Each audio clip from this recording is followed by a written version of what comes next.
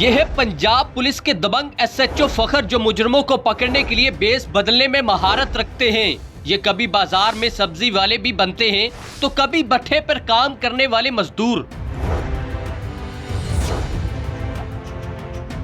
Sir मुझे बताएं कि पंजाब पुलिस में कब और कैसे आए? मैं पंजाब पुलिस में 2017 में as a probationer sub inspector आया हूँ और मैं अपने दिली ख्वाहिश से आया हूँ। पंजाब पुलिस मेरा पैशन भी था और शौक भी था और मुझे चैलेंज एस्पेक्ट्स जो भी हों उनको कवर करने में बड़ा मज़ा आता, तो इसी वजह से मैंने पंजाब पुलिस को ज्वाइन किया। सर मुझे बताएं कि आपकी ये बात बहुत जो है आपके इलाके में भी घूमी हुई है, डीपीओ, डीएसपी और हर बंदा कहते हैं पुलिस वाला कि आप जो है जब रेड करते हैं तो कमाल कर देते हैं, ठीक है, आप उसी तरह का गेटअप जो है अपना लेते हैं। ये किस तरह सीखा और किस तरह कर लेते हैं? हर बंदे को जो उसका डिफरेंट एस्पेक्ट होता है, उसका डिफरेंट उसका गेटअप होता है, उसका डिफरेंट पकड़ने का तरीका कार होता है। जैसे मतलब अब एक बंदा है वो सिटी एरिया में रहता है तो हम स्टूडेंट का गेटअप कर लेते हैं, या उस तरह का कोई छाबड़ी वाला या इस तरह का कोई बन जाता है जिस तरह उसको अंदाज़ा ना हो कि हम पुलिस वाले हैं, तो उसको हमारे पहचानने में काफ़ी मुश्किल पेश आती है। तो हमारे लिए आसानी होता है क्योंकि हमारी तो नज़र ही उस पर होती है। एसएचओ जो इलाके का होता है वो एक बदमाश टाइप होता है, पूरे इलाके को कवर कर रहा होता है। आपकी बात बिल्कुल ठीक है, एसएचओ को बदमाश ही होना चाहिए क्योंकि इलाके का एक ही बदमाश हो तो कम से कम ये जो गली चौक के बदमाश फिरते हैं उनसे निजात मिल जाती है। पिछले दिनों आपकी आईजी पंजाब साहिब से भी मुलाकात हुई, मुलाकात कैसी रही? मुलाकात अल्हम्दुलिल्लाह अच्छी रही और हमारे आईजी साहब का विजन जो है हम उस पर बखूबी अमल भी कर रहे हैं। तो वो एक बड़ा इंटरेस्टिंग इंसिडेंट था। हमारे इधर दीपालपुर एरिया में मैं एज ए CA इंचार्ज काम कर रहा था, तो वहाँ मतलब 7-8 घरों में इस तरह की वारदात हुई कि जो 1 करोड़ से ज़्यादा थे और उन लोगों को ज़दोकोब भी किया और उन लोगों को मारा पीटा भी। वो एक बड़ी अलार्मिंग सिचुएशन थी और हमारे पूरे दीपालपुर नहीं बल्कि पूरे उकाड़ा के लिए एक सवालिया निशान थे। तो DPO साहब मुझे उस काम पे गया तो अल्हम्दुलिल्लाह उसमें फिर हमें ये ओड ही थे जो वारदात करने वाले थे और वो भट्ठों में काम कर रहे थे और मुख्तलिफ जगहों पे मतलब खेतों में काम कर रहे थे। जो ओड होते हैं या पक्षीवास जो होते हैं, इनके आईडी कार्ड जो है नहीं बने होते, ये रजिस्टर शुदा नहीं होते, लेकिन इनको वो रिसर्च करना कितना मुश्किल है? इनको रिसर्च करना बहुत मुश्किल होता है क्योंकि जो हैबिचुअल होते हैं वारदातें करते हैं क्योंकि इनका प्रोफेशन ही वही होता है, तो इन्होंने अपना अंदाज़ भी वैसे ही बनाया होता है। ये ना आईडी कार्ड शो करते हैं, ना अपनी आइडेंटिटी शो करते हैं और इवन के किसी जगह पे काम करते तो अपना नाम भी ओरिजिनल शो नहीं करते।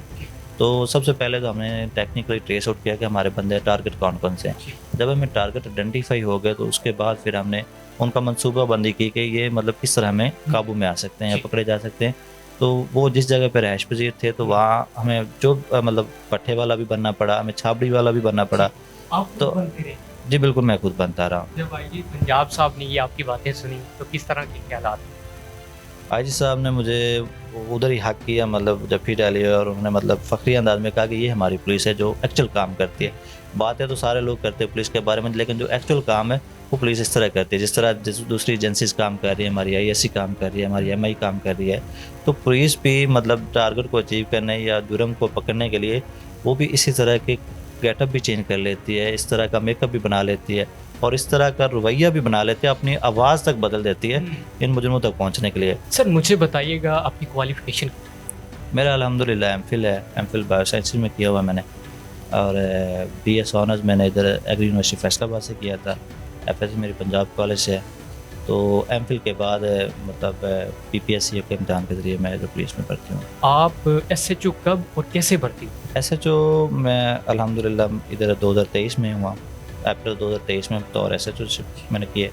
इससे पहले मैं दीपालपुर सर्कल में बतौर चौकी इंचार्ज भी काम करता रहा, बतौर CA इंचार्ज भी काम करता रहा। सर मुझे बताइएगा SHO कौन होता है? SHO होता है वो स्टेशन हाउस ऑफिसर होता है। स्टेशन हाउस ऑफिसर का मतलब ये होता है कि जो थाने की बाउंड्रीज होती हैं, जो थाने का एरियाज़ होता है, तो जितनी बाउंड्री हो उस थाने में जो भी अवामल कारफरमा होंगे वो SHO उसका रिस्पॉन्सिबल होगा। हालिया में कोई ऐसा वाक़या हमें बताएं कि जो आपने ट्रेस किया हो, खुशी महसूस होती हो या कमाल हो? कुछ दिन पहले की बात है, तकरीबन 10 से 15 दिन पहले की बात है। हमारा एक इंसिडेंट हो जाता है, हमें मतलब 15 पे कॉल मसूल होती है कि मेरे बच्चे को अगवा कर लिया जो 6ठी क्लास का स्टूडेंट था। तो वालदा कॉल करती है कि उसको बदले में हमसे 3 लाख रुपया मांग रहे हैं। तो वो हमारे लिए मतलब एक बड़ा सवालिया निशान था क्योंकि उकाड़ा डिस्ट्रिक्ट में इस तरह के इंसिडेंट नहीं होते। टेक्निकल एनालिसिस करने के बाद जो हमारे सामने सूरत हाल है तो वो बड़ी तशवीशनाक थी कि उसके जो सगा खाला का बेटा था वही उसका अगवा करता और वो उसी के बदले में पैसे मांग रहा था। और इससे बड़ी अलार्मिंग सिचुएशन ये थी कि जो बच्चा अगवा हुआ था उसका वालिद नहीं था, वो यतीम बच्चा था और उसके वालिद की जो ग्रेजुएटी की रकम थी 8 लाख रुपया, वो उसकी वालदा को मिली थी और उस पर बदजन होकर उन्होंने उसके बेटे को अगवा कर लिया। तो वो वाक़या जब हमने उस बच्चे को अल्हम्दुलिल्लाह हमने 2 घंटे में ट्रेस आउट कर लिया। 2 घंटे में ट्रेस करके जब उसकी वालदा के पास पहुंचा तो जो उसके वालदा के आंसू कम हुए, शायद वही सबसे बड़ी खुशी है हमारे लिए। पुलिस में जब आए किस लेवल पे आए?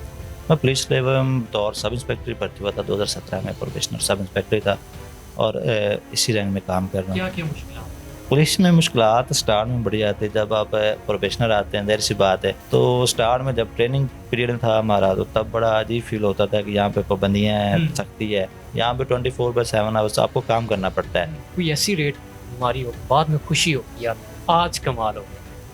एक्चुअली खुशी तो होती है, बहुत से रेट्स ऐसे हैं जहाँ पे मतलब दिली तस्कीन हुई कि यहाँ पे मतलब अच्छा काम हुआ है। जब आप अपना हुलिया चेंज करते हैं कभी हंसी आई कि यार मैं कैसा लग रहा हूँ? मुझे तो नहीं हंसी आती है, एटलीस्ट जो मेरे साथ होते हैं उनको ज़रूर हंसी आती है और वो मुझे कहते हैं कि यार ये क्या है। हमें जस्ट उनको देखना होता है, उनकी शिनाख्त करनी होती है कि ये वही बंदे हैं जिन्होंने जुर्म किया है, तो उसके लिए हमें फिर उन जैसा बनना भी पड़ता है। सर एक वाक़या आप सुना रहे थे कि एक लड़की का वाक़या बक्की वाहन जो है फिर आपने सारा निज़ाम किया तो ये वो क्या वाक़या? वो लड़की वाला मैटर एक्चुअली कुछ वाक़यात ऐसे होते हैं इंसान की ज़िंदगी में जो इंसान की डायरी में हमेशा लिखे रहने चाहिए। वो वाक़या भी कुछ ऐसा ही था, वो शायद मेरी ज़िंदगी की डायरी से कभी ख़त्म ना हो। इंसिडेंट हुआ था एक बच्ची के साथ, एक घर में 11 लोग आए थे, तो बच्ची नई नवेली दुल्हन थी, तो उसके साथ रेप किया उन्होंने, 5 बंदों ने रेप किया, वारदात भी की, रेप भी किया। फिर दूसरा घर था वहाँ पे उन्होंने सेम ऐसा ही अमल किया। तो वो मतलब हमारे लिए जब हम उस फैमिली को इंटरव्यू करते थे या उनसे पूछते थे तो वो बच्ची मतलब उसके ज़ारों कतार आंसू ही निकल रहे होते थे और वो आंसू उसके नहीं निकलते थे, हमारे निकल रहे होते थे। हम खुद पे फील कर रहे होते थे कि अगर हमारी माँ या बेटी को इस तरह का कोई इंसिडेंट हो जाए शायद हम तो बर्दाश्त ही ना कर पाएँ।